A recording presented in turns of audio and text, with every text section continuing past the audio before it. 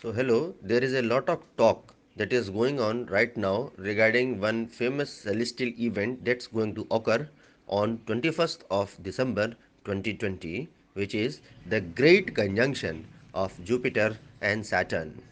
So, conjunctions, like all the other celestial events, they are really a treat to watch. But let me put to clear words what a conjunction is. So, simply speaking, conjunction is when two objects they line up in the sky. But as we all know that planets like Jupiter and Saturn they are slightly tilted related to each other, so that alignment is never perfect. So, astronomically speaking, we can make it as a point that a conjunction occurs when two planets they come close together and then move apart. But then there is a catch. A technical quantitative definition is needed how close the planets should come to make it count as a conjunction. So, without going so much into the details, we can take it as a matter of fact that if Jupiter and Saturn they have the same longitude as viewed from the Earth, we will call that a conjunction. By this definition, we can see that the planets may approach each other, but until and unless their longitudes overlap, we will not count them as a conjunction of the planets. So, for orbits in a plane, the conjunction is defined that planets exactly align during conjunction, which is what we really want. And one more technical point I would just like to inform that the closest approach between the two planets is known as an appulse. So, we can say whenever two planets like Jupiter and Saturn they pass one another, then they are moving along the plane. So the closest approach, that is the apples, it coincides with the longitudes being the same, that is conjunction, to a very subtle high degree of accuracy. So this is what a conjunction is. Now coming to a very important talk, that is how special is the upcoming conjunction, because everybody wants to see this conjunction, which really is spaced about by a time span of 20 years, because we all know that like the planet Earth, our mother Earth, the Jupiter and Saturn, which both are the outer planets in comparison to Earth, they orbit in a counterclockwise direction as viewed from the Earth's north pole. And the inner planets they move fastest, and we can say that Jupiter has an orbital period of about 11.86 years, with Saturn's orbital period or the period of revolution round the sun being 29.46 in a rough manner. So how long will it take them to time up to line up in comparison to the earth as seen from the earth or as seen from the sun? So it roughly will be 19.86 years, or you can say roughly speaking they come together in the form of a conjunction in 20 years. Then apparently Kepler, who pointed out this as a great conjunction between Jupiter and Saturn, because not all the conjunctions they are particularly great, in a sense that in many such alignments the planet they don't get so close as they are going to get together on 21st of December. Now the important thing is this in comparison to 0 common era to 3000 common era, only 7 Jupiter Saturn great conjunctions they have occurred that will be closer than the one that is going to approach now, and two of them that is roughly in 769 common era and 1623, a very famous conjunction, they were too close to the sun for Saturn to be seen without any telescope.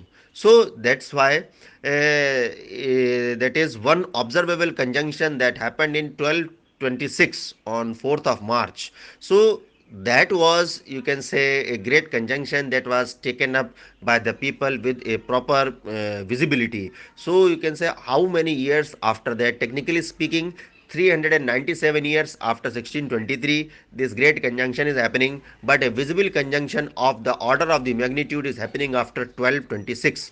So The point comes, how easy is it for the observers to see this great conjunction? Now a difficulty with the December 21st conjunction for observers is that the separation of the conjunction from the sun is about only 30 degrees. Now if we should want sun to be at least 6 to 7 degrees below the horizon for the sky to be dark enough, so you can say the conjunction say will be somewhere around the altitude of about 10 to 15 degrees perhaps, which is difficult to observe. So it cannot be done without good weather and proper clear horizon, but seeing this it will take a little bit of a planning and luck with weather.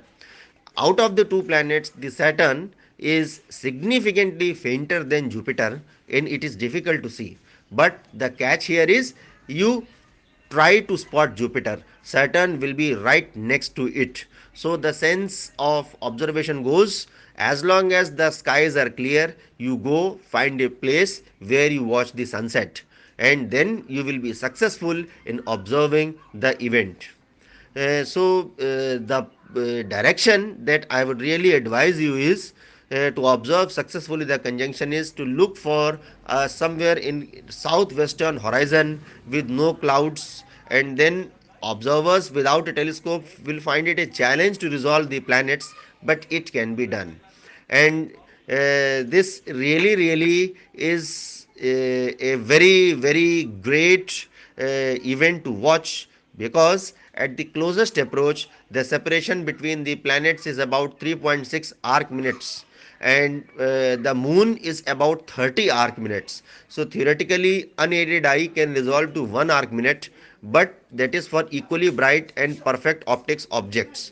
So more realistically speaking, 2 to 5 arc minutes is a more resolvable limit and a decent vision for the naked eyes. For the last great conjunction that happened on May 28th, 2000, the apparent distance between Jupiter and Saturn in the sky was around 68.9 arc minutes, or you can say it was more than twice the diameter of the full moon. In comparison or in contrast to that earlier conjunction of 2000, the 2020's great conjunction, which is really coinciding with the December or the winter solstice, the shortest day of the northern hemisphere and the longest in the southern, both the gas giants, that is the Jupiter and the Saturn, they will appear separated by just 6.1 arc minutes. So it's really a great spectacle to watch. So be very careful to resolve it. You can resolve it, anything can be done and everything can be done if you are using the proper instrumentation, or you are utilizing the time in a proper manner. But the thing is, if you miss it, then the next closer conjunction will be in 2080, 60 years from here, on 15th March 2080, 2080, 60 years from now. Though it will be very easier to see because it will be in the morning sky, about 44 degrees from the sun, but still 2080 is a long distance to go. So my wholehearted wishes are with you. And perhaps this event, since is occurring around Christmas, there is a lot of talk about this conjunction being the famous Star of Bethlehem also. So enjoy this entire astronomical spectacle. My wishes are with you. Thank you.